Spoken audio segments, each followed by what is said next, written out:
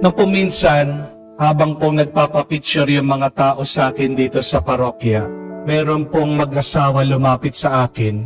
Ito pong lalaki, medyo pilay. May hawak po siyang tungkod, walking cane. Tapos sabi po niya sa akin, Father, di po ako magpapapicture. Magpapabless na lang po ako. Tapos nilapit po niya yung kanyang tungkod sa akin. Sabi niya, Father, pwede niyo po bang i-bless itong walking cane ko, itong tungkod? Nagtaka po ako. Sabi ko, bakit yung tungkod mo yung pinapabless mo? Di ba dapat ikaw? Ayaw mo bang lumakad? Sabi ko po sa kanya, gusto ko po, alisin mo yan. Ikaw ang i-bless ko. Maniwala ka. By next year, gusto ko bumalik ka dito, hindi mo na hinahawakan ang tungkod na yan, naglalakad ka na. And I prayed for him. Habang pinagdarasal ko po itong lalaking ito, katabi niya yung asawa niya, umiiyak. Sabi niya sa akin, o nga naman po, Father, tama kayo. Itong asawa ko, palagi niya pinapabless yung kanyang tungkod. Na talagang kailangan na makatanggap ng bendisyon at pagpapala, siya, hindi yung tungkod. Bakit sa tingin niyo po, yung lalaki hindi gumagaling? Kasi umaasa doon sa tungkod. Amen? Merong hadlang yung kanyang paggaling. Kung aalisin mo yung hadlang, papasok ang bendisyon, lalakas muli ang tao. Yan ang pinapaalala ng Diyos sa atin sa Ebanghelyo. Alisin mo ang hadlang, matatanggap mong pagpapala, bendisyon ng Diyos. Ano ang hadlang ng buhay natin? Kasalanan. Sabi po ni Jesus dito sa taong gumaling, huwag ka na magkakasala para hindi na lumala ang iyong sitwasyon. Bakit itong taong paralitiko hindi gumagaling? Saan siya umaasa? Una, doon po sa batis, doon sa tubig. Gusto po niyang makaligo, yung paniniwala nila, doon lang sila gagaling. At umaasa itong tao, buong buhay niya, nakadikit siya, hindi na siya umalis doon sa kanyang higaan. What has become the crutch or the hindrance of the healing and the goodness of this person? Yung kanyang higaan, yung kanyang attitude, pag-iisip, paniniwala. Pero inalis ng Diyos yon. Dahil ang Diyos lang ang kailangan natin para tayo'y makatayo muli. Amen?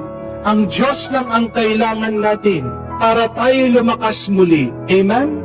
Ang Diyos lang ang kailangan natin para tayo magkaroon ng buhay muli.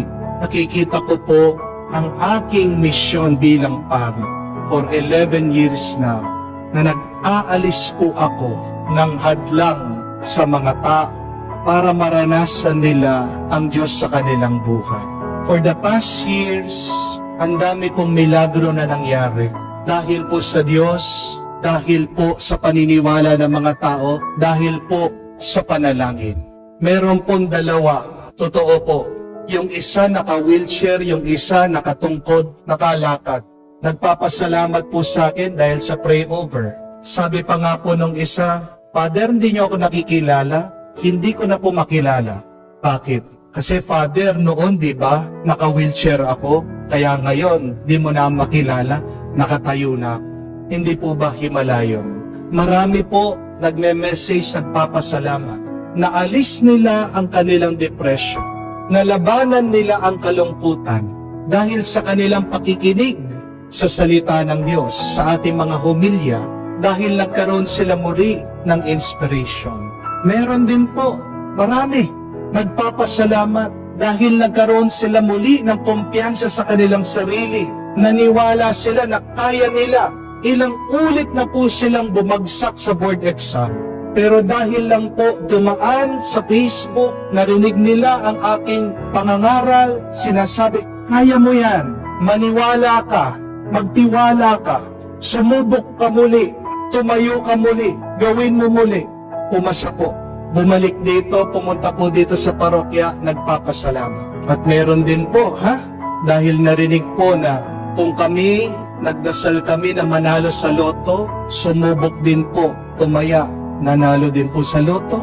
Meron din po na may problema sa pera, nanalangin, sinagot ng Diyos yung kanyang panalangin. pinagkalooban po ng grasya. Dahil po ba sa akin? Hindi. Ako lang po ay gamit ng Diyos. Ako lang po ay daluyan ng Diyos. But it is really the Lord. Ginagamit lang po ako ng Diyos na alisin yung nagpapabigat sa buhay ng mga tao. Ginagamit lang po ako ng Diyos para gisingin ang mga tao na nabubuhay pa rin sa kadiliman para matanggap nila muli ang kanyang liwanag, ang kanyang buhay. Ang number 11 para po sa mga mahilig tumataya sa wedding. Sipon daw po, sakit. Pero mas gusto ko pong makita at maunawaan ng number 11 ay simbolo po ng lakas. Dahil ang dalawang number 1, parang dalawang paa na nakatayo. Amen? Number 11 is not a sickness. But number 11 is a reminder to stand up again, rise again, to move on, continue once again. Basahin niyo po John chapter 11 verse 11. Napakaganda ng sinabi ng ating Panginoon. My brother Lazarus has fallen asleep. I will go and raise him up again. Yan po ang tawag ng Diyos sa akin. At yan din po ang paanyaya ng Diyos sa bawat isa sa atin. Ginagamit tayo ng Diyos. Hindi para maging pabigat sa buhay ng ibang tao, kung hindi para magtulungan, iangat, itayo, palakasin ang bawat isa. Amen? So magdasal po tayo.